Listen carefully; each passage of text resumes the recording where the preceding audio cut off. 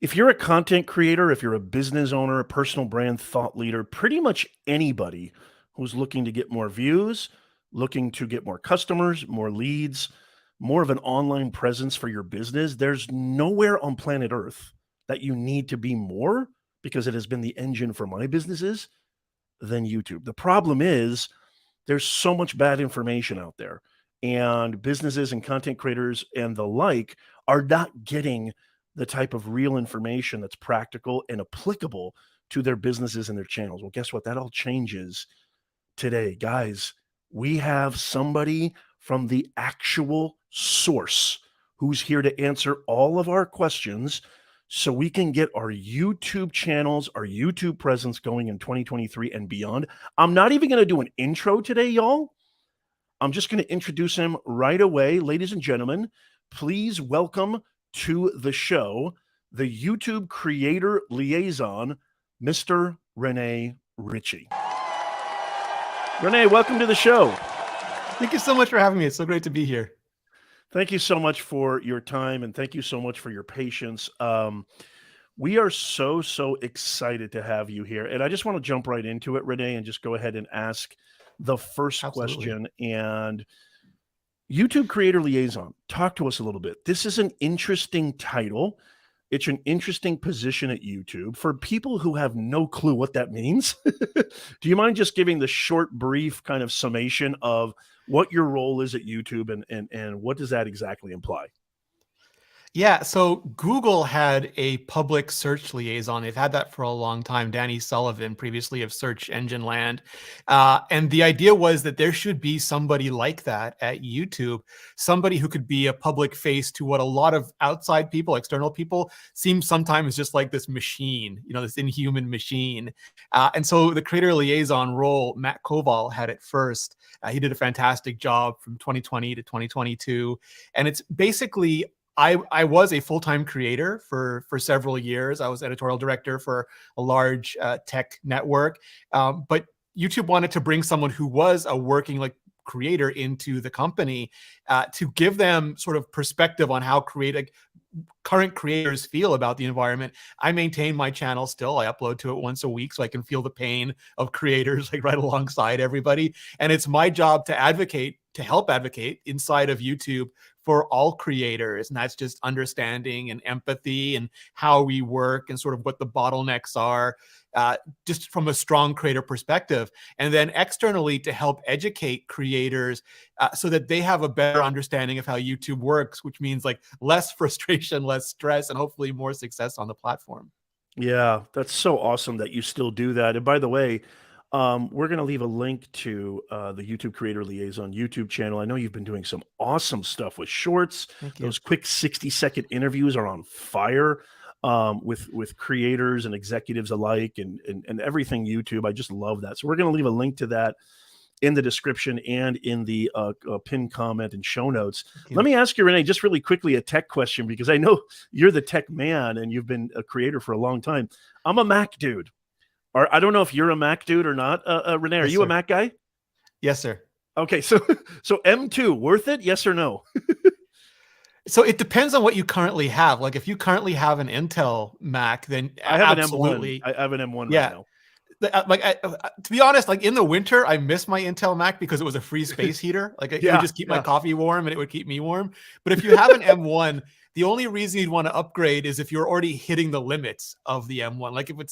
If you're doing multiple 8K videos a day for client work, or you get like you're doing music videos and you have the artist on the phone and you need to turn around a change to them. They say, I don't want to dance this way, I want to dance that way. And they have 5 minutes. You've got to turn that around. So if you've already hit a bottleneck on M1, then go to M2. Otherwise, there's very few people who really need to make a switch year to year. Awesome.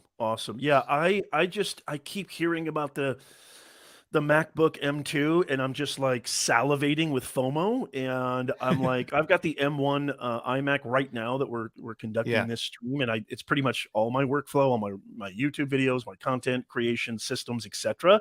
It's okay, but I could always use faster. I don't know a content creator or business owner who couldn't use faster. So yeah, I'm dying with FOMO. But yeah, hey, by the way, well, really the nice thing for that answer, Rene. By the way, I was just gonna say, yeah, go ahead. I was like, if you have a base M1, like the very first M1, and you do a lot of video work from the M1 Pro, Max, and Ultra all the way through M2, they added discrete media engines, which means like they'll do H.264, H.265, and ProRes on a separate set of silicon. So it's almost like you get two Macs. Like traditionally, Oh, you'll send something off to render, and then everything will freeze. Like it'll be slow to browse, slow to right. make thumbnails. On like M1 Pro, Max, Ultra, and M2, and now M2 Pro and Max.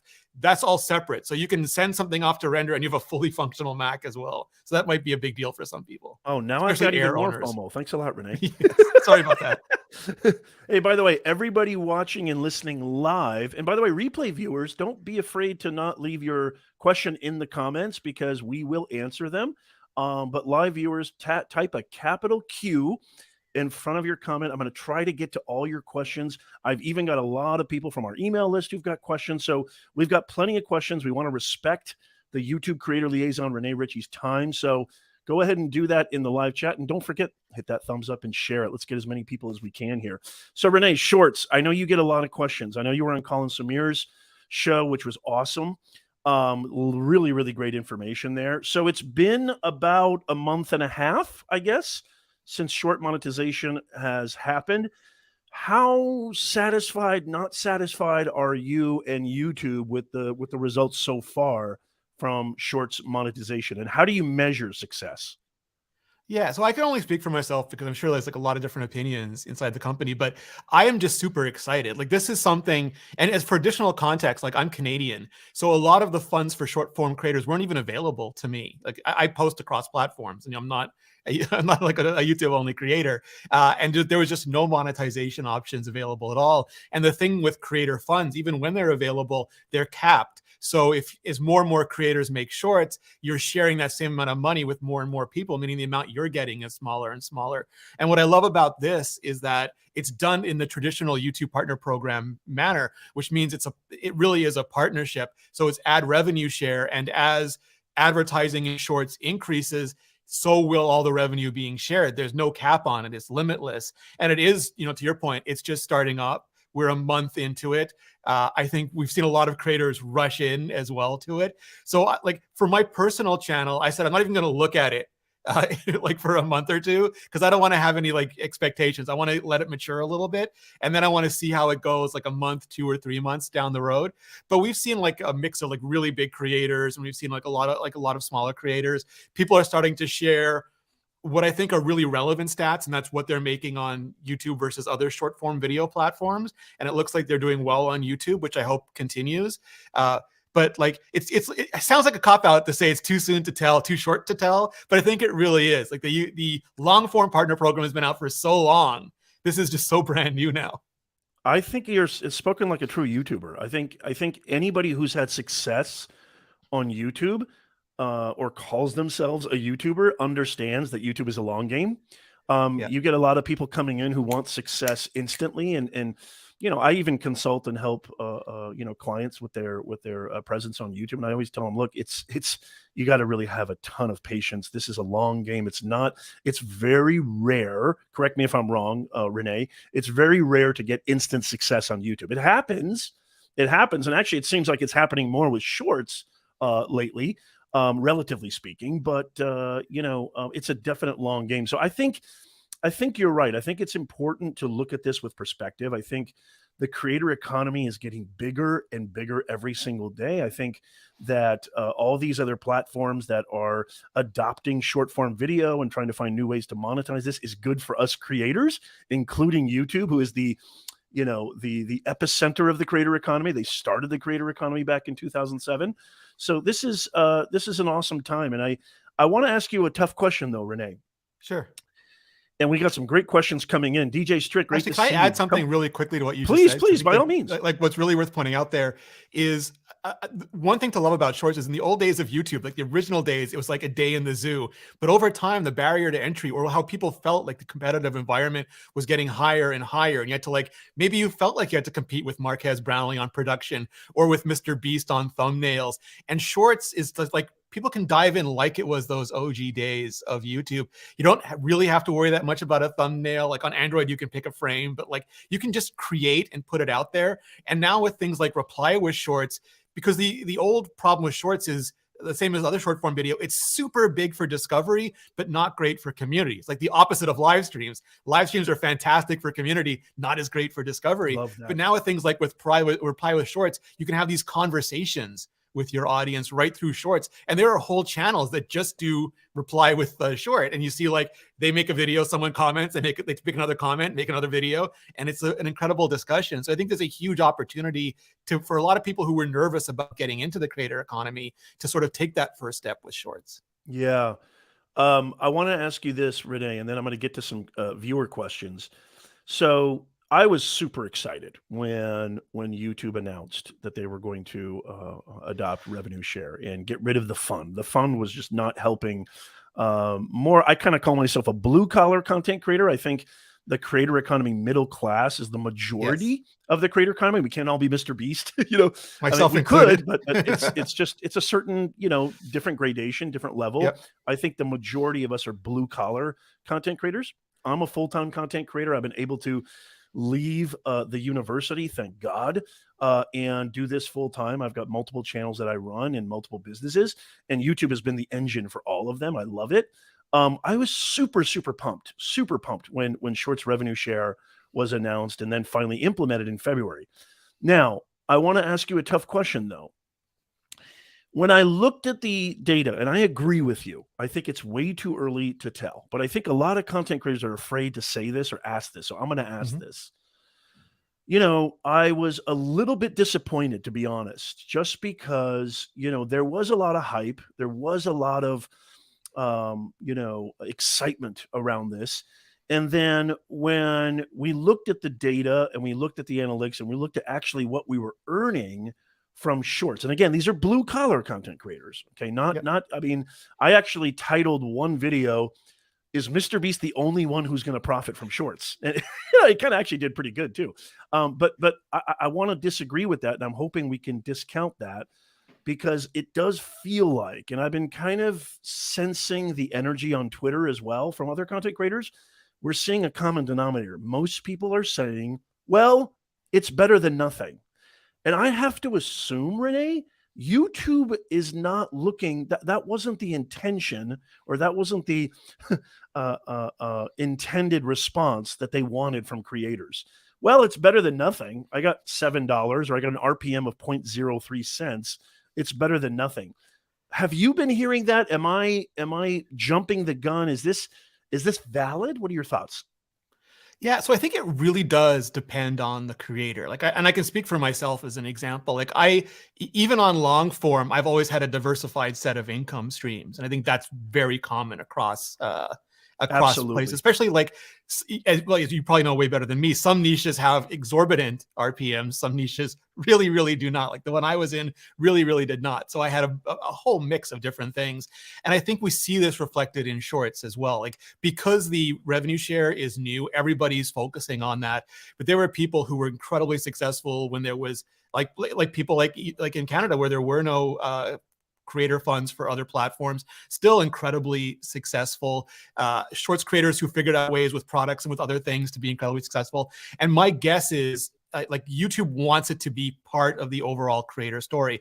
The same way, for example, on long form video, you have ad revenue share, and there's fan funding, and there's brandcast, and there's shopping, and there's all these other revenue streams. What we want to do is give creators options so that if you figure out a model for you, like for some reason you don't like every other revenue stream and you only want to do ad rev share, there's that option for you. But if you want to have a multifaceted business, that's available to you too. If you're just starting out and you get early access to fan fund, and we want to make that as good as possible for you. So I think it's a piece of the puzzle, and it's getting a lot of attention because it's the newest piece of the puzzle. But just like with long form, it's going to be a piece of the creator puzzle going forward. I think that's a great answer. Thank you for that. I appreciate that. And I think that most of us, we get so super excited when something new comes out, and our focus tends to be, okay, it's all about shorts now. YouTube is all about shorts. Even I, who's an experienced, seasoned content creator, I was like, you know what? The TikTokification of all these platforms is commencing. We know Facebook and Instagram have basically gone all in on Reels. Now, when I open the YouTube app, the first thing I see, I don't know if this is a brand new thing, Renee, but now when I open the YouTube app, the first thing I see is a short. Whereas before I would have my feed, right? And now I know they're going to be differentiating the feeds. It's just such an interesting time right now. And I was even making bold predictions saying, you know what, the future of YouTube is shorts, which goes to my next question. And thank you for answering Yes. that. Can I add Long one more? I'm form sorry to keep doing this creators. to you, but you bring up such good points that I always want to add. Like, Please, please, like please. Yeah, just yeah, go ahead. yeah, no, not at all. So the shorts thing that should over time adjust to how, like, if you typically watch shorts first, it'll put them higher. If you don't engage with them, it should move it lower. So that should be dynamic for people. But we've seen on long form too. There are some creators who just make content that can't be monetized the way they want it to through ad rev share, because ad companies have agency and they get to choose what videos they want to be on. And some of the content is edgier and they don't have a good time with ads. So they go all in on memberships, and their memberships are enormous, like Right. just flabbergastingly enormous. And I think we'll find the same thing with shorts too, where people put together the unique blend that best suits their channel. I think you're going to answer this the way I think you're going to answer this. Long form creators. You're a long form creator. I Yeah. love long form content. I think YouTube's core is long form content. Um, Shorts, long form content. As long form creators, I speak for a lot of long form creators. There's a lot of apprehension, maybe even, dare I say, a little bit of anxiety about shorts. Yeah. They're used to a very specific format. They've built major communities and audiences with a major format, long form content. What do you say, Renee, as the YouTube Creator Liaison, to long form creators about all this hullabaloo with shorts? What is the best way that long form creators can complement this new medium taking over? Yeah, I mean, that's a fantastic question. And I think options are really always the best thing. Like, some people have like an attitude like rock and roll isn't music. Like whatever was the baseline when I started doing it, it should never change from that. And then Right. we saw that with live streaming. We saw that with like the advent of mobile video. Like, it's just like, get off my lawn. But like this happens, and like people were gonna watch on mobile, whether YouTube optimized for mobile or not. And people are going to watch short form video, whether it's on YouTube or not. And as a creator who's like, my biggest following is on YouTube, I love having that option available to me on YouTube. The same way I love having live streaming available to me on YouTube. I can choose to do it anywhere. I could choose to not do it at all. But if I want to do it, I like the fact that I can do it. And I think then it comes down to, do you need to do it? Are you willing to experiment with it? And then what your strategy is, because there are going to be different strategies. Like, some creators are not going to want or need to do shorts at all. And that's great. The same way they don't want or need to do live sometimes too. You don't have to use everything. But for creators who are interested in it and they see it as a way to increase discovery, or their audiences who only watch shorts, like they only watch short form video, that's what interests them.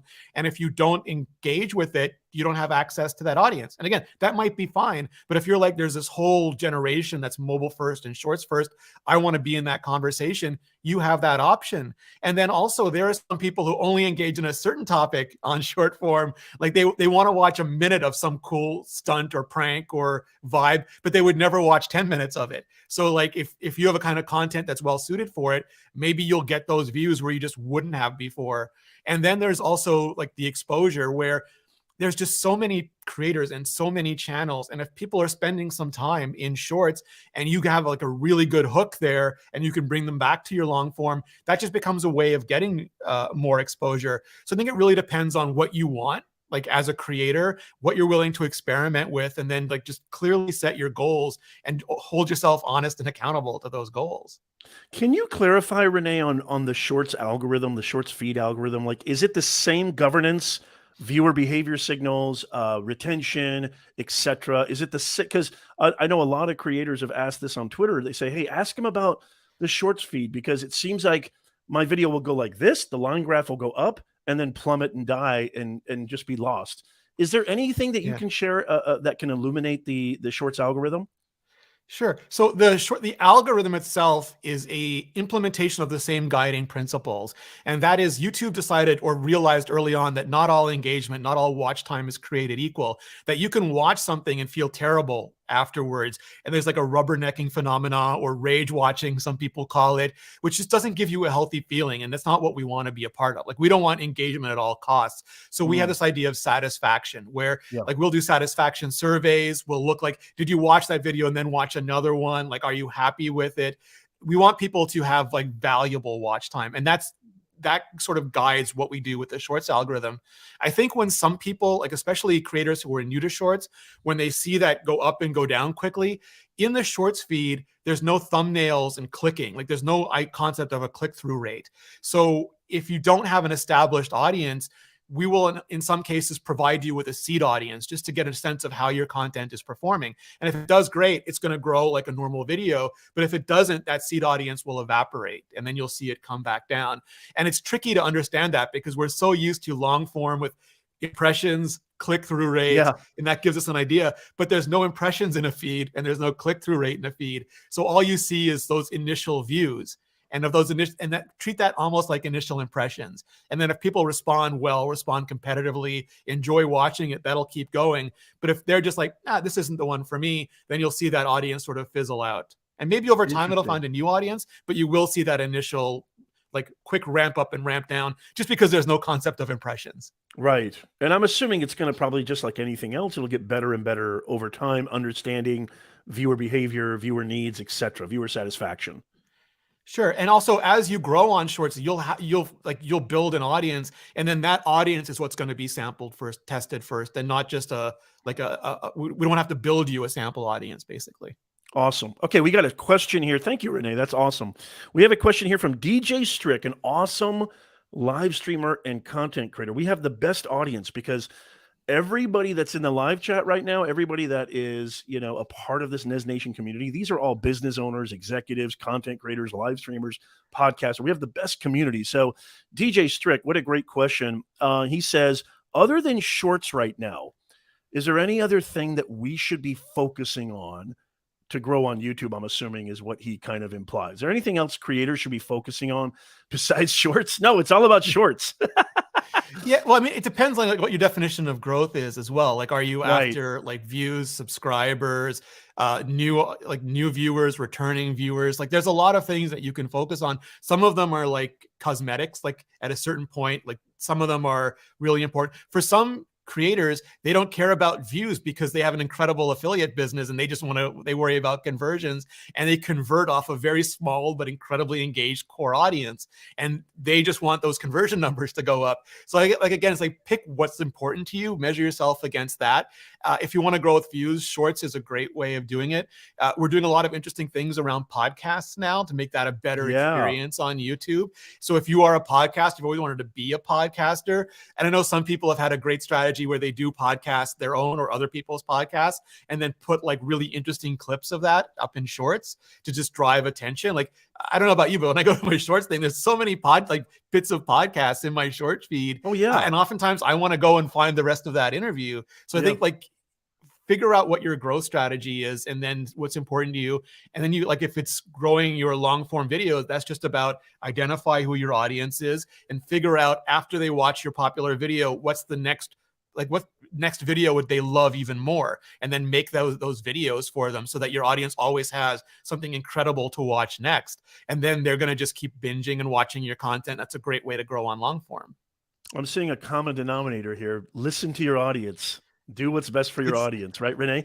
Yeah, I mean, Todd, who runs Discovery and Growth at YouTube, he's been saying for a while, almost any question that you can ask about the YouTube algorithm, replace it with the word audience, and you will almost always get a better answer. So if it's like, why didn't the algorithm like this video? Just think, why didn't my audience like this video? Audience not really being subscribers, but being returning viewers. Like, they may be subscribers. They may just be people who always see your videos on the home screen and just click on them all the time. But whoever is watching your channel, and you can see all of this in analytics, the videos that are most popular, like, what are they enjoying about them? Give them more to enjoy.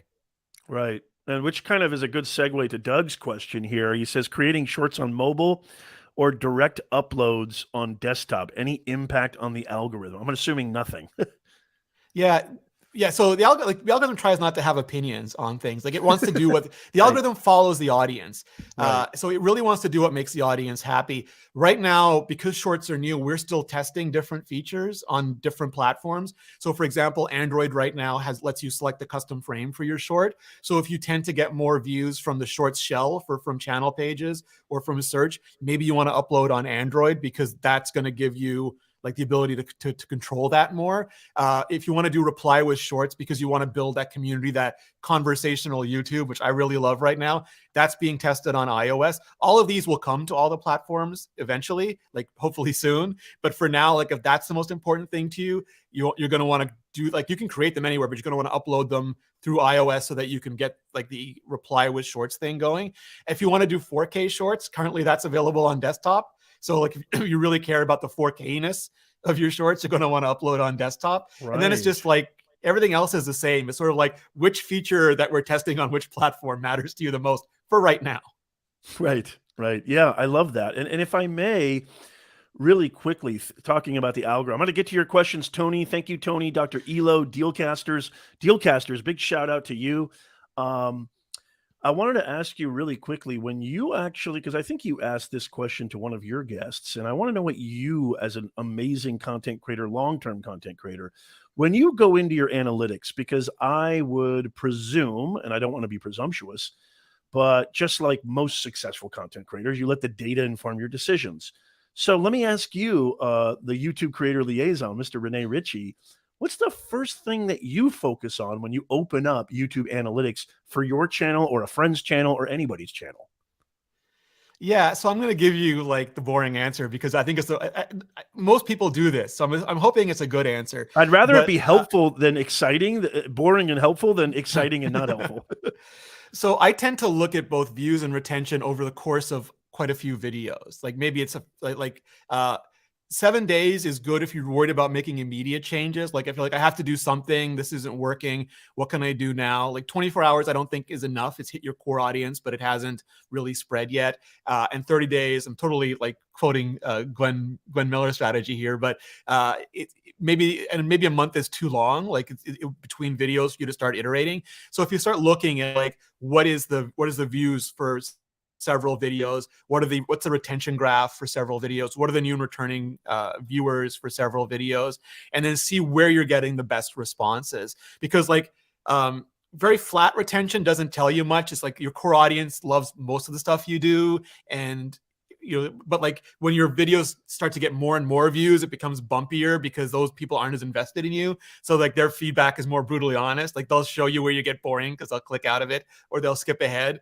So that gives you a lot of good feedback. And then you can see which videos are really performing well, like who's bringing new viewers onto your channel. And I like to think like in sets, in series. So if somebody watches this video, what are they going to watch next? And if the answer is not clear, you're not building an audience at that point. But if it's clear, like I watched this video where I talked about like, should you upgrade your laptop? And then there's nothing, doesn't work for me. But if it's then, oh, but if you're interested in this model, here's the deep dive on it. Like if you're like, I always want to give you that viewer path. I want to try to control that as much as possible. So I look for like what is performing well with my core audience, what is bringing in the new audience, and then I try to balance between those two content types. Awesome. Awesome. That probably relates to this next question that we have from my man AL, Mr. Tony Locke. He says, the video I created a couple of weeks ago had the most views and I gained 4 subscribers from it. Congratulations, Tony. That's awesome. It was talking about the gear I use. Should I focus more on that? What do you think, Renee? Yeah, so figure out, like, you can go into the comments is a great way to get feedback on that. You can look through the retention graphs, see what parts of that really resonated. Maybe they were resonating with you sharing your stuff, and then maybe the logical next step is which apps that you use, and maybe they're apps for phones and apps for computers and apps for, like everything that you use. Maybe that's what they're interested in. Maybe they're interested in the gear, and then maybe you want to do a breakout video on the most popular gear, so that after they watch, this is the gear I use, their next watch is this is the camera I told you that I used, and here's why I use it and how I love it. And then maybe the next step after that is how I kit out the camera, or maybe it's like my editing process. So you want to sort of figure out what's resonating in that video and then plan a journey. Like just put yourself in the shoes of the audience. I saw this. This is the part I was really interested in. What are the next 2 or 3 videos I would watch right after this? Great. Great answer. I hope that helps, Anthony. Dr. Elo, who is an awesome, awesome live streamer and creator, says YouTube Shorts thumbnails can only be changed via Android devices. Is there an iOS feature to change YouTube Short thumbnails in the near future? Yes. So when we when we test something, we usually pick a platform to test it on, just because it lets us focus in on it, and also we can sort of load balance by putting different features on different platforms. So it's being tested on Android now. It should come to iOS soon. It'll have the same ability to choose a frame. The bigger question that we've been asking a lot of creators, I'd love to hear your thoughts on it, is whether you want a full like thumbnail desktop, like long form video style thumbnail, upload any custom image you want. And we've heard from some creators they want that because they care a lot about their channel pages. They want it to match, they want it to look. And other creators have told us, I spend 3 days on my thumbnails. I put like half the time I put into my videos on my thumbnails. I don't want to have to worry about that on Shorts. It is such an extra burden on the process that I just want Shorts to stay super fast, super easy, upload and go, and not make it competitive. Like, well, when you're scrolling on the feed, you don't see a thumbnail, right, Renee? When you're scrolling on the Shorts feed or even TikTok or whatever. Yeah. So does it really even matter? I mean, I guess as a replay view or if somebody comes to your channel and, like you said, if you're an OCD about the design of your channel, whatever, I personally would just like that option, but I agree with you. I think the avoiding the bottleneck is probably the wiser thing. I don't know. I'd love your thoughts on that, actually. Yeah, so I'm mixed on it too. Like I think long term, most people are going to get their Shorts views from the feed. That's just the way it's going to work. Like, most people get their views from the homepage for long form videos. But I appreciate that people want their channel pages to look nice, but I think YouTubers, like, we over index on on who comes to our channel page. We over index on a lot of things. Like, if you look at channel names don't really matter. Subscription feeds, notifications is huge. Like, there are so many videos that say subscribe and set the bell to all, because we think that's going to get us a lot of views. And when you look at your like top level analytics, it might say, like for my channel, it says on average 30 to 50% of people who watch my videos are subscribers.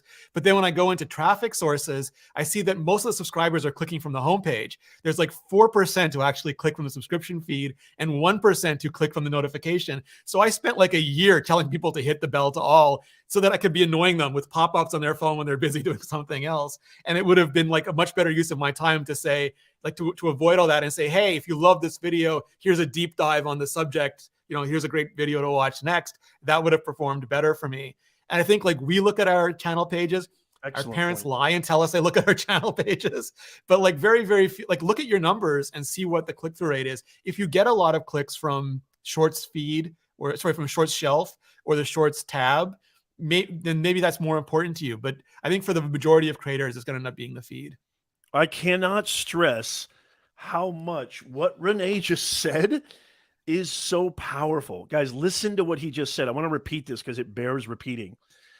Wasting time asking for subscribers, etc., hit the bell and all that, you're taking away valuable seconds, because retention, you want them to watch all the way to the end. But more important than that, you want to create this bingeable watch time session. You want to create this ability to get them to watch more than one video. Because the more videos that they watch, the more videos that they check out on your channel, the longer you keep them on YouTube, guess what? The algorithm, aka the audience, aka what's governing the recommendation system, and please, Renee, correct me if I'm wrong, is going to say, wait a minute. So, Tony is watching, Renee's video on, X, Y, and Z. So maybe we can push it out even more to other people like Tony. So it's really, really important. View per viewer is something I learned from the great Daryl Eves, which I know Renee knows who Daryl is and most of this audience knows, is more important than asking for subscribers. And even Mr. Beast on a podcast recently said, I hardly ever, and I don't even know anybody who really watches videos from the subscription feed. It's all really from the home. Not all, it's relative, but most of it comes from recommendations, homepage, suggested, up next, etc.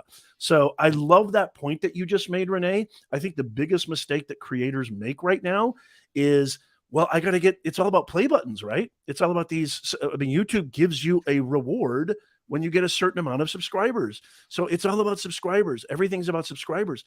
It couldn't be further from the truth. I mean, don't get me wrong. I want a play button too, and I'm going to get it, but I value my niche audience.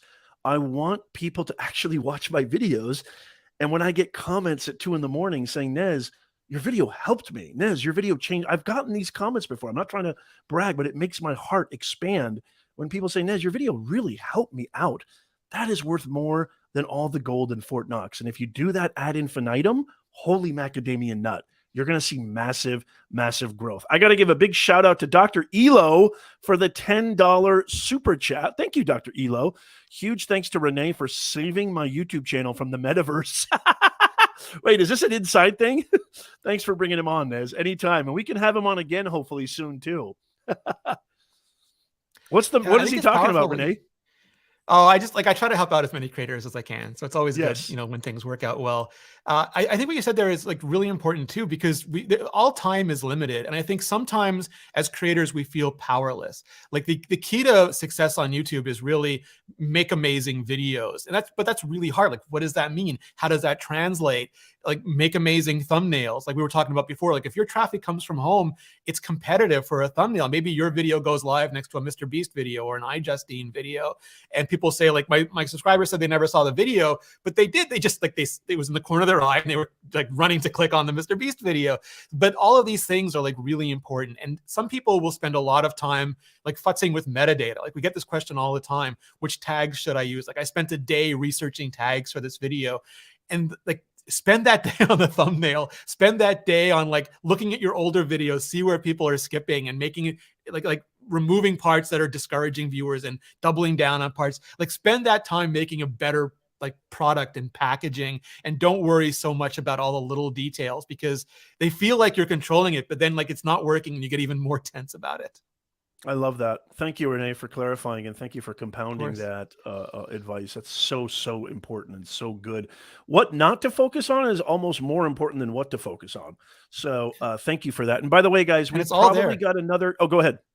I was gonna say, it's like a lot of it is just in your traffic sources. And I think like people look at the superficial traffic source, but they don't break it down and they don't see like my click-through rate from here looks like it's high, but from here where I get most of my traffic, it's really not. I've got to improve my thumbnails. Or, I'm only getting a small percentage of clicks from the notifications. Maybe I should stop asking people to hit the bell as much and focus more on telling them to watch another video. Like all of it, if you're doing like tutorials, you'll see like your search click-through. Maybe your titles aren't as apparent for people, like they're good answers to the question they typed in a search bar. So you got to focus on making it wicked obvious that your video answers that question. All of that is in the traffic data if you look at it.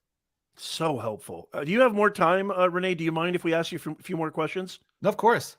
Awesome. So we got a great question from probably some of my favorite, if not, I think the best Amazon Live creators, Dealcasters Live. And they have the most amazing Amazon Live show and beyond. Chris and Jim, it's great to have you here. I hope you're still here. Sorry for, we're trying to get to all the questions. We got a lot of questions coming in. So Dealcasters asks, oh, I love this question. Podcast implementation has rolled out to some, but not all channels. I don't have it yet either. Is that going to continue?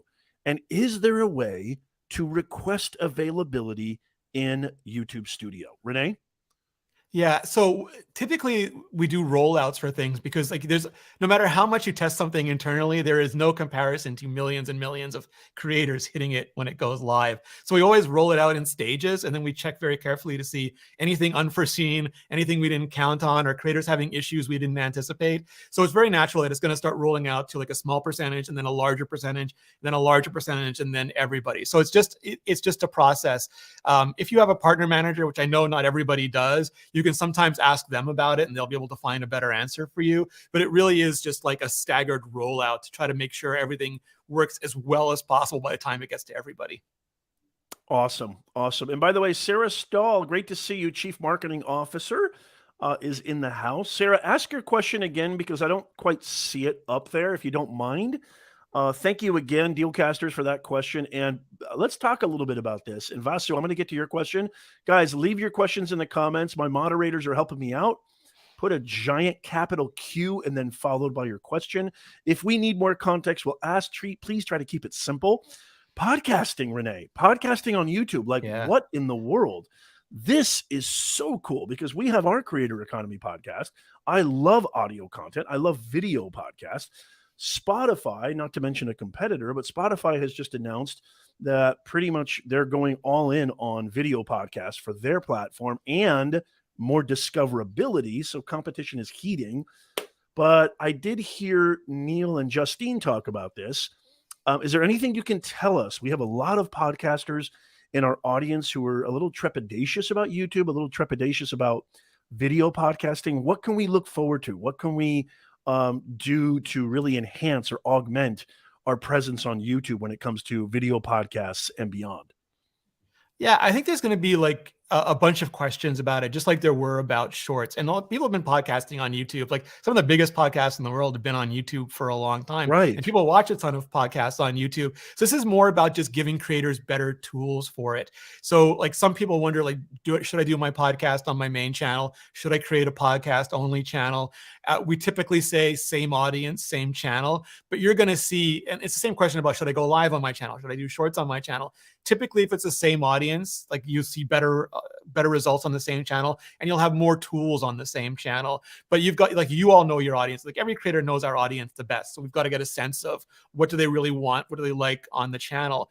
And then what we're doing with podcasts, for example, is you'll be able to create a playlist and put your podcast episodes in that playlist and then mark that as a podcast. So then YouTube understands all of these episodes are together. And on our side, we're going to try our best to make sure that you get them. Like, it's an open question. Like, if a podcast is 7 years old, maybe the first episode isn't the best one to show people. Maybe it is the current one, and then it's the next one if the next one's not available yet. Like, so there's a lot of questions around like how to serve episodic content that we're working on for all of this. But hey, also Renee, things like, yeah. Quick technical question. If you already have a playlist that is a video podcast, can you go in through YouTube Studio in the settings and just identify that as a podcast, or is it automatic? I believe so. I'll double check, but I believe you can set any playlist, new or old. Sorry to interrupt. That.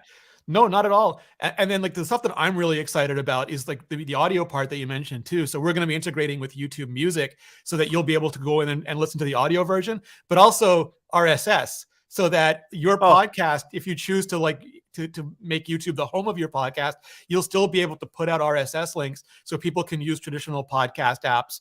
Like, just if that's where they prefer to live, they'll be able to use the traditional podcast apps to listen to them too, which I think is like beyond fantastic. You guys, listen to this. This is absolutely monumental for content creators, especially audio content creators. I'm not gonna get too into it, but when I did listen to the new head of YouTube's Neil Mohan's interview, he really mentioned, and when the head of YouTube says this, you should probably pay attention. He really advocated that podcasting on YouTube is going to be a big thing, not just a thing. I don't think YouTube does anything half-baked. When they add something or when they create a new product, correct me if I'm wrong, Renee, they go all in and they really want to make it a big part of, like you said earlier, that puzzle. We're living in the greatest time to be alive. The creator economy is just beginning. I mean, think about it. We're looking at 10 years. In the last 3 or 4 years, it's skyrocketed. This is just the beginning. And can you just imagine what podcasting, what YouTube's going to look like in the next 10, 20, 30 years? So what it's excites absolutely me so astronomical. Much please, Renee. Like these are the tools that just as a creator were only available to big studios and big labels previously. Like I was watching Blackpink last year, and it was like the equivalent of a Marvel Studios rollout because they were getting ready to drop their new music video, but they had shorts coming out almost like teasers and trailers to really build the excitement. And then that VOD, like that music video dropped, and they had I don't remember if they premiered it. I think they did premiere it, which was like a red carpet sort of a thing.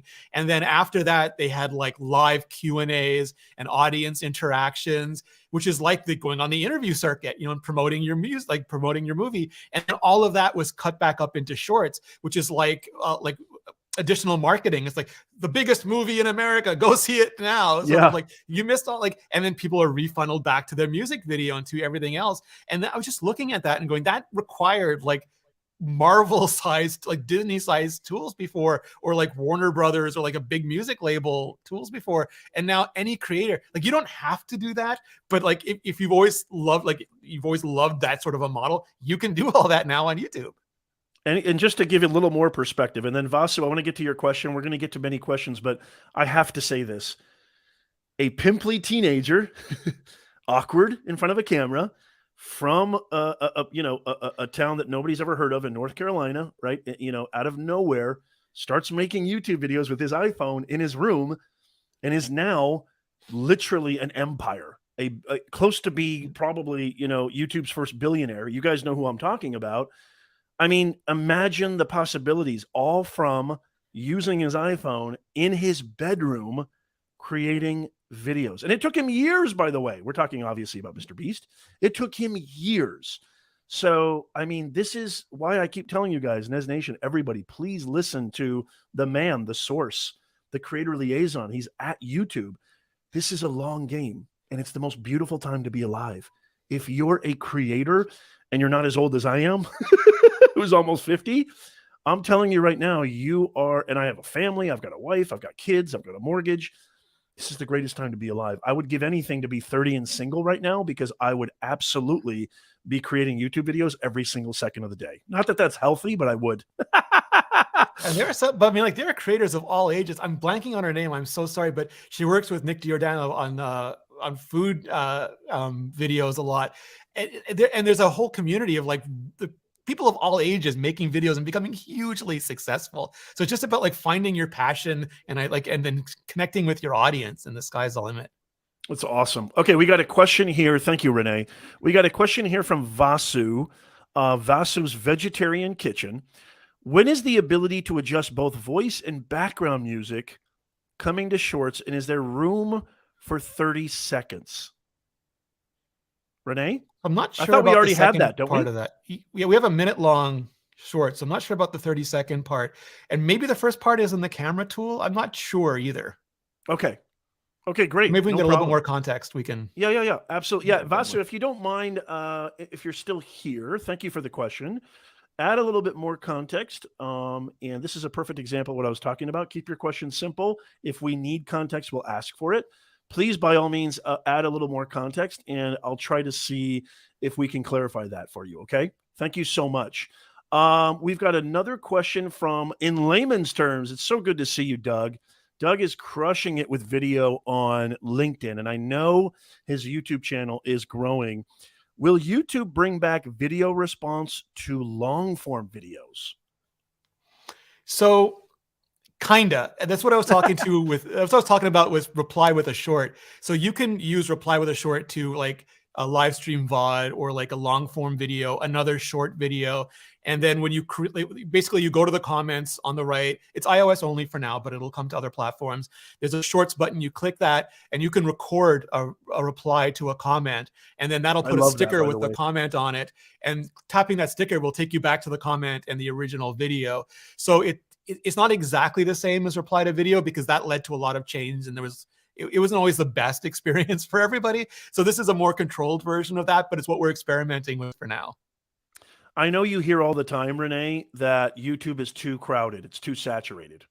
I know you hear probably all the time, Renee, what can I offer? I mean, there's already a Graham Stephan. There's already a Meet Kevin. I know a little bit about accounting and finance. What do I have to offer? Why should anybody start a YouTube channel now when there's just so many people and there's so much content out there? Do you have a simple, I'm sure it's not simple, but Renee, do you have a simple answer? Somebody who says, you know what? I'm convinced. Renee, I'm convinced. Professor Nez, I'm convinced. Yes, I just talked to myself in the third person. I'm convinced I should start a YouTube channel.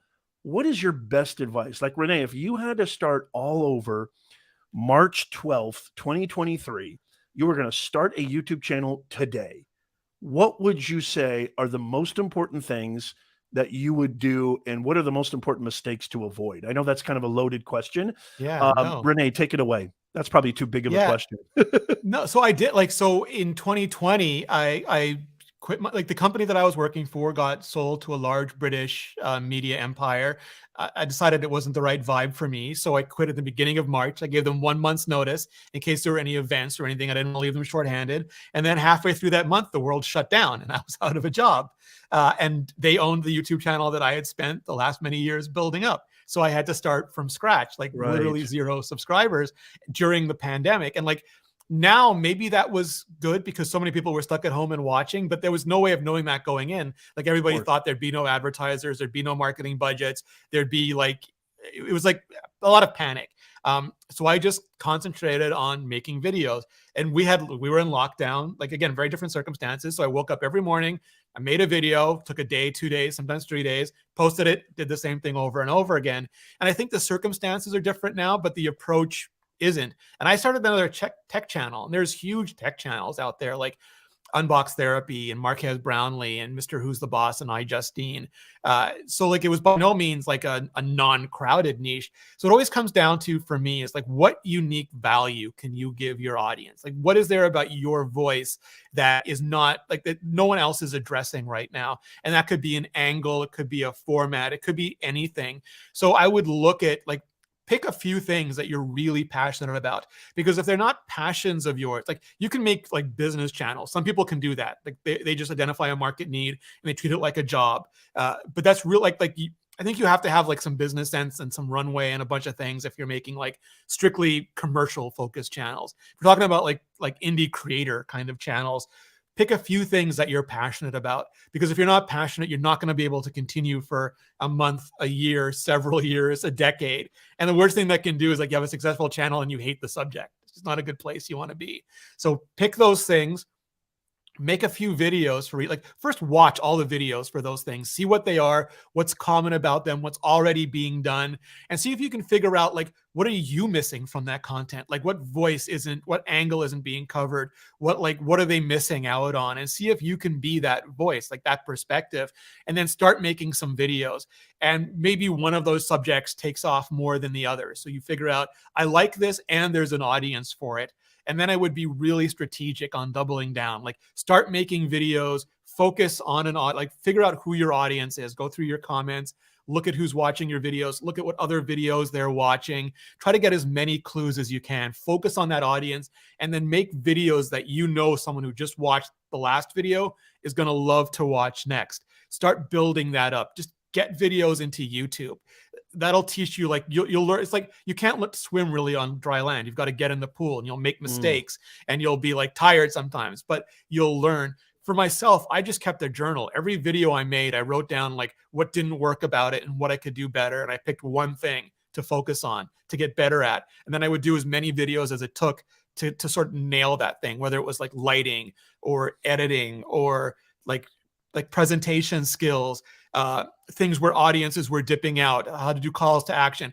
I picked these things and I watched a ton of YouTube videos about them. I got better at them. I sat in every live stream. You know, Nez probably got sick of seeing my username pop up in every YouTube educator live stream for like 2 years. Like for the last 2, I still go into as many as I can and just learn and learn and repeat and repeat, and then keep making better and better videos. There is no amount of metadata or hacks or tricks that's going to do for you what making really, really good videos are. And you learn that by making videos, taking audience feedback, and as much as you can, like suppress your ego. Cause like, it's really hard to like, if you start thinking my videos are amazing, I'm not getting any views, the audience isn't recognizing my genius, like that just stunts your growth. But if you're like, oh, there's so much I have to learn, so much I have to improve, I'm going to work really hard at it, I'm going to focus on it, I'm going to take the feedback, I'm going to listen to people like Nez, like if they tell me like what I can work on, I'm going to work on it. And then like just have a really good ethic about it and build your channel. Think long term. Think like it's going to take you a while to do it. If you get like some good breaks along the way, that's fantastic. Don't count on them because you're setting yourself up for disappointment. But like just be really solid. And then if it takes 100 videos or like again, like there's all these stories about how many videos it took for Mr. Beast or for Marquez Brownlee. But like if you have a good catalog, once people start discovering you, they'll go back and watch those videos too. So like they're not pure loss. They're like more of an investment. It's like you're putting away videos every week or every 2 weeks, whatever your schedule is. And then just be kind to yourself, because if you start off like, I'm going to do 3 videos a day, and you exhaust you. It's like going to the gym and doing the hardest workout, then you're sore for a week. Like, you're not going to make progress that way. Be kind to yourself, take breaks when you have to, make realistic schedules, set realistic goals, and then just, chop away at them. And that's the only way I've ever found to be successful. Wow.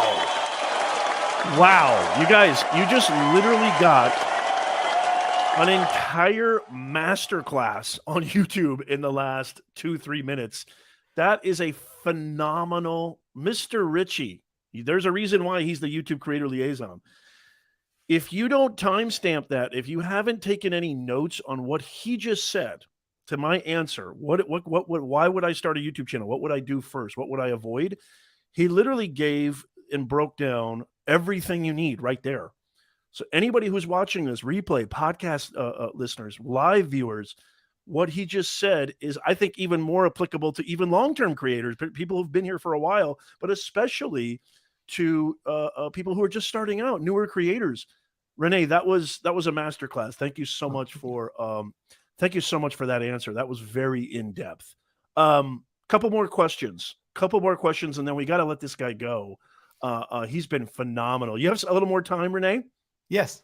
Awesome. Okay. I had a question, but I was so I had a follow-up question, but I was so enthralled by your answer, I completely forgot it. So so it looks like Vasu did add a little bit of context to his question. The ability to adjust the volume on the original voice and the music we use on the shorts. How to simultaneously have both the original voice and the music used on shorts. Does that help at all, Renee, when he was asking? Yeah. A little. Really? I'll have to double check on that. I'm not like. We'll come back to that, Vasu. Yeah. Okay, I tend back to that. I tend to do like, that might be a YouTube camera question, like creating shorts in the app. And I create most of mine on the desktop still. So I haven't played around with it as much, but I'll absolutely take a look at it. And if you leave that as a comment on the video, I'll come back to you with an answer. Where do you stand, Renee, on variety channels versus very niche down specific channels? Is it better to have and start or at least, because I know YouTube encourages experimentation. And I'm kind of thinking of one particular creator who talked about unlisting videos that were getting tons of views, but they no longer align with the direction that they want their channel to go. Is that a wise course of action? Is it better to have a specific niche channel, or is a variety channel okay and you can grow on YouTube? So a lot, I hate to give it depends answers, but a lot of this really depends on what you're making and how you're doing it. So in general, it's better to have like one channel per audience. People get they think it's like a channel like NBC, and then they got to program a news show in the morning, a drama, right, some comedies. But really, a channel is a show. So you can have Bryan Cranston in Malcolm in the Middle, and you can have him in Breaking Bad. But if you try to make that one thing, it's just going to confuse people. So it'd be better to have even though it's the same actor, it'd be better to have the big drama channel and then the big comedy channel, just to break it up so that people know what to expect when they go into the video. YouTube can find audiences over time, but it can take long periods of time. So if you're creating videos that the audience is expecting, they're going to engage with them that much faster. The other thing is you have to set expectations. I think sometimes creators think any video I make should get 1 million views, whatever your scale is. Every video I make should make 1,000 views, just because YouTube is still very new. But in Hollywood, there are people who know that if I make a blockbuster movie, I'm going to get this much box office and this much paycheck. But if I make a small indie art house movie, I'm not going to get anywhere near that amount of money or that amount of box office for it. And they know that going in, but they want to do it because that lets them express something about themselves. On my channel, I knew that a big phone review would get hundreds of thousands of views, but an article about a video about accessibility would only get a few thousand. I knew that going in, so I'm not upset that the accessibility video didn't get as many views. I look at it the big videos allow me the luxury of making the topics I really care about. Those pay the bills. I love doing them, but also gives me the luxury of making education and environmental and like videos that I think are important or that speak to a very important part of my audience. And you can make videos for your core audience as well that you know are going to get less views, but your core audience are going to love it, you know, and they're the ones who buy your merch or use your affiliate links. And like, it's maybe like, I want to use the word valuable for audiences because it feels weird to put the name like value on people, but they're the ones who like are maybe more important for your revenue than like the casual audience who gives you views, but like don't click through, don't buy the stuff, don't do all those sorts of things. So I think like as long as it's clear in your head what your expectations are, you have a lot more freedom. Or if you're testing out, like bless iJustine, she does like a cooking video and she does it because she loves it. And for some people, they'd be upset, oh, the cooking video didn't do as many views as the iPhone unboxing. She's like, I know that. I love to cook. And like it just like, that's great. If your mentality is no, everything I do should be like a Mr. Beast video, you're really going to hurt yourself. So I think like just be clear to your own goals. And then as from a strategy point of view, you can test like nearest neighbor stuff. So like you can figure out frameworks like Legal Eagle and Dr. Mike do a huge range of variety content, but it's got an incredible framework around it. Doctor reacts and lawyer reacts. So their audience isn't there for movies or TV or memes or like news or issues. They're there for like the lawyer. They're there for the doctor. And that as long as they stick to that, like they've tried doing things that weren't as well grounded, doesn't work. But when they ground it really in that, it gives them a huge range of things that they can, like, that's probably why reaction channels are so popular, because you get to like love the person reacting. And that gives you much more, like they like still like gamers tend to react to games, and like Uncle Roger reacts to cooking videos. So like there is still some interconnective tissue. So I think if you can get people to, and some people are just so charismatic that we'll watch them no matter what they do, but that's few and far between. So for us humans, like us regular type humans, if you want to do a variety of content, figure out a structure you can put around it so that in your audience's mind, it's not something new every time, it's something next. And that's very powerful for them. So as long as it's aligned with your overarching like value proposition and theme of your show, not necessarily, I like the distinction you say there, because even though we call them YouTube channels, it's really a show. So Breaking Bad is very, very different from Malcolm in the Middle, as opposed to putting it on like a programming schedule. I like the way that you made that distinction. So as long as it's aligned with that, like, you know, lawyer reacts or anything related to law, you can definitely experiment as a content creator within those different buckets. Correct, Renee? Yeah. And like Dr. Mike is like a genius, this kind of stuff, because he'll have like the latest trending TikTok shorts and say like, are these medically sound? Like, are these bad for your health? Love that. And it's like, he's really like, he's going right for the current trend, but he's putting a spin on it that makes it relatable to his audience. Or like Legal Eagle can review the new Top Gun movie and say like what laws were broken in this movie. And then he has like someone who's a JAG lawyer on talking with him about like, no, they would all be court-martialed. There's like no chance like this is gonna like, and the audience, somebody who has a channel about, let's say, the Air Force or fighter jets could do a review on Top Gun, which is super popular, right? And say like, 100%. Is this, you know, a Air Force expert reacts to the movie Top Gun? How accurate is it? You know, and have something that creates tension in the thumbnail that, you know, invites them to click. I love that. That's a great philosophy. And I've even advised channels to really incorporate that. And I love the way you said, as long as it stays aligned. Let me ask you this really quickly. And guys, we've only got a few more minutes. I don't want to take up too much of Renee's time. So any last second questions, please leave them in the comments. Do you advise, Renee, like, let's say a channel does pivot, okay, because I know there's a lot of people listening and watching who have done this. Do you advise unlisting the videos that are bringing in a lot of traffic, maybe even revenue, dare I say, but they're not aligned with the new direction? Or do you just say, you know what, keep that channel the way it is, start a new channel, don't unlist those videos, start a new channel? What would you say to that, Renee?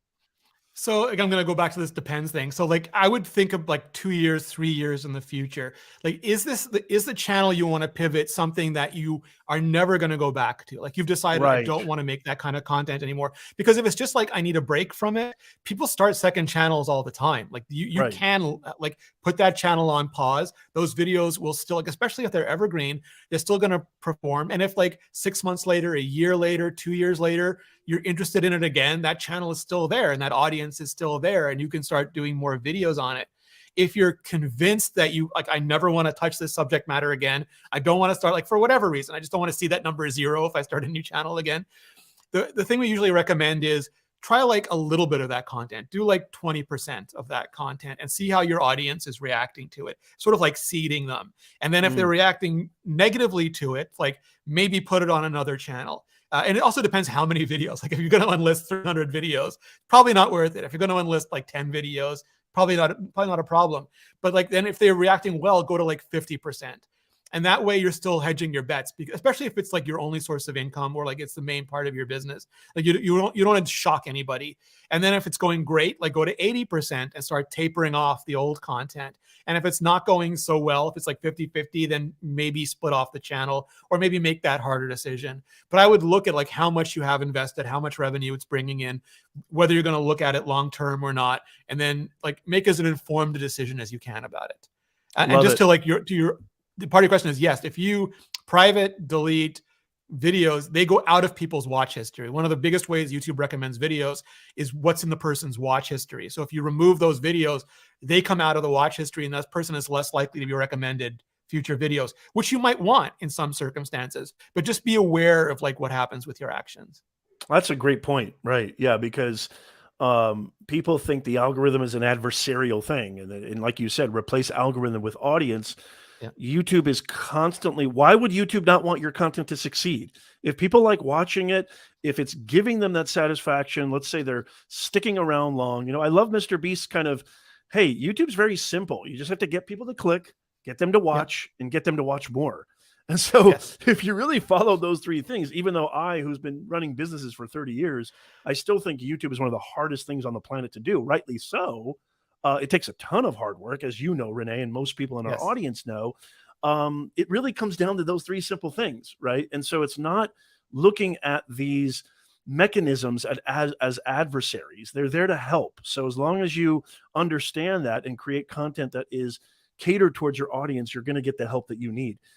Last question. Oh, and there's a really good part in there. You know what? If you want Renee to come back, let me know in the comments. Maybe we'll get Renee down the line. How many people want Renee to come back to the show for maybe a part 2? Let me know in the comments. Replay viewers, you as well. Did you want to add something, Renee?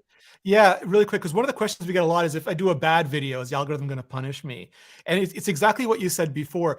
YouTube doesn't look at like the video. It doesn't tend to look at the video or the like channel level, the creator level. We look at like the channel and the topic level, because just like if you make one video that doesn't resonate with your audience, it doesn't mean the next video won't be the best video in the history of YouTube. Like there's no way to predict those sorts of things. And we really want to get the best videos in front of the people who are going to enjoy them the most. So if you decide to like test a topic or try some adjacent piece of content, or you just like make a bad video, it happens to everybody, no one's going to punish you for that. Like the chances of your next video succeeding is every bit as much as if you never made that video. So don't be afraid of that sort of thing.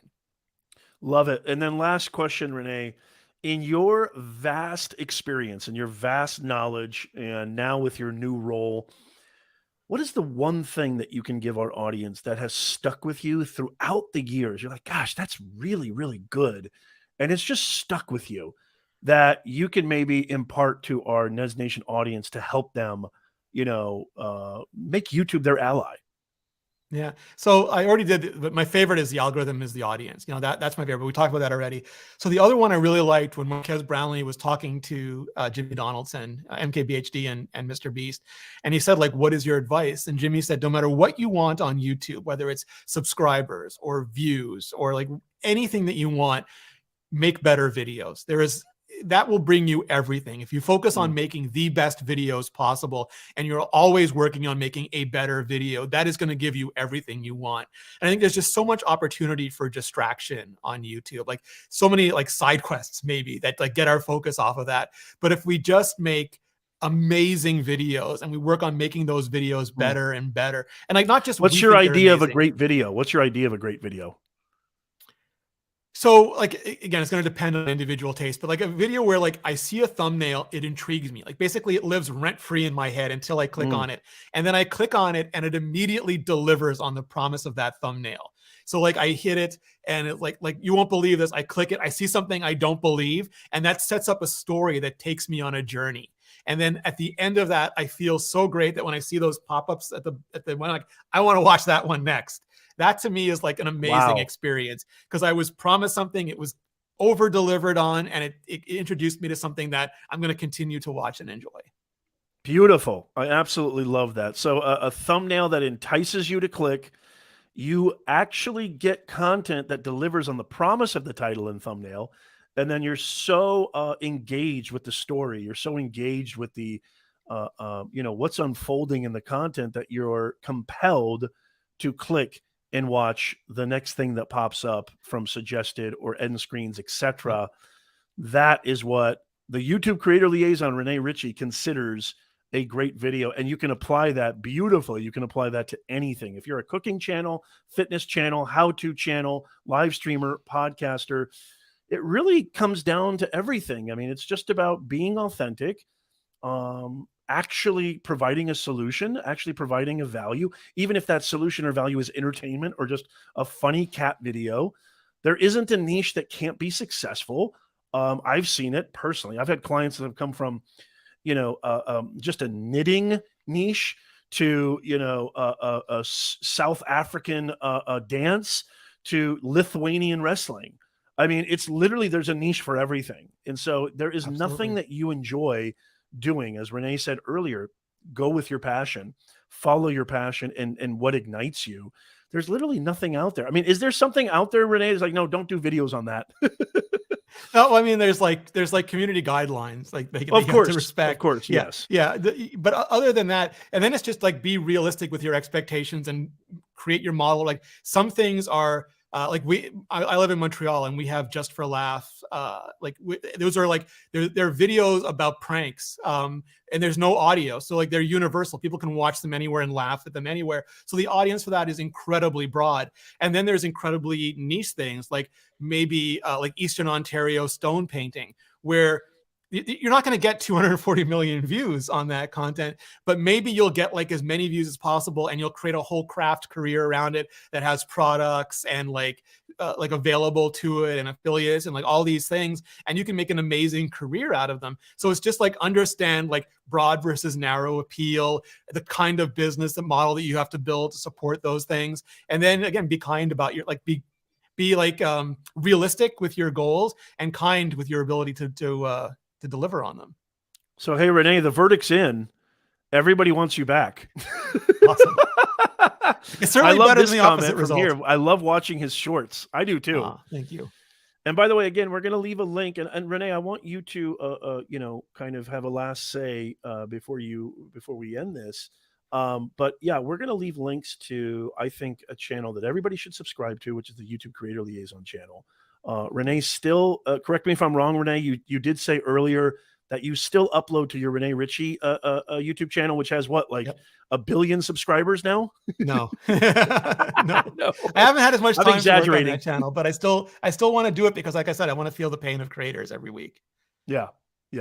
So Rene, I just want to say thank you on behalf of the entire Nez Nation family. I really, really appreciate you. This has been a kind of a long time interview in the making. I know we've had some interruptions, as we all do, just being alive and being humans, and things come up. So I'm so grateful that you actually were able to make it today. We've got a ton of great help and great information helping us with YouTube. Is there anything that you want to give you the floor? Anything you want to say to our audience, or anything at all before we get out of here, Rene? The floor is yours. Oh, just thank you so much for having me on, and thank you, community, for all the great questions and all the great insight. And please just keep it coming. Awesome. Thank you so much, Rene, for being here.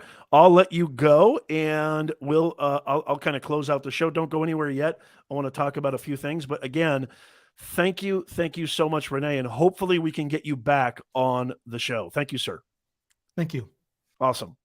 Okay, guys. Well, hey, that was absolutely phenomenal. If you're just joining us, make sure you watch the replay, because this was, a historic show. There are some gems in there. My repurposed brain is going crazy with the amount of content that I'm going to get out of this live stream podcast, because Mr. Rene Ritchie, the YouTube Creator Liaison, absolutely dropped atomic bombs of value on our Nez Nation audience. If this is the kind of stuff that you enjoy, if you're like, Nez, I love hearing how I can grow my business, grow my content creation business, get more views, get more subscribers, monetize. You're listening and watching the Creator Economy podcast. This is the greatest show helping you earn more, grow faster, and stress less in the creator economy. The best way to do that is to become an insider. It's absolutely free. So in the show notes, in the pinned comment, and in the description, we absolutely want you to become a Nez Nation insider. This is your sure-proof way of never missing out on another show, live stream, contest, giveaway, new video, all the best information that you and I need so we can earn more, grow faster in the creator economy. So this is what this show is all about. Don't forget to become a Nez Nation insider. I love every single one of you. We're going to try to get Rene back according to the feedback that we've been getting. I mean, we have to have a part 2, right? I mean, we absolutely have to have a part 2 of this guy.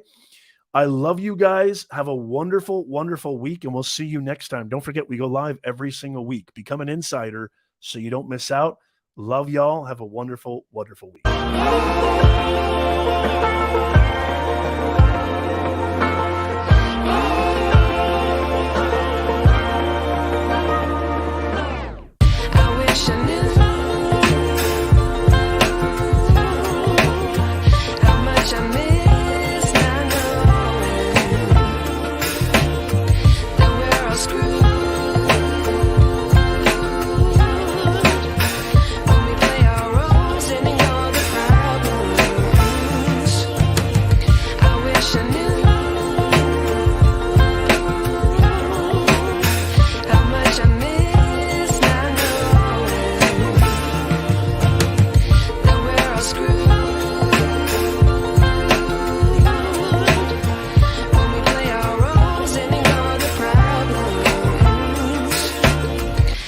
wish I knew.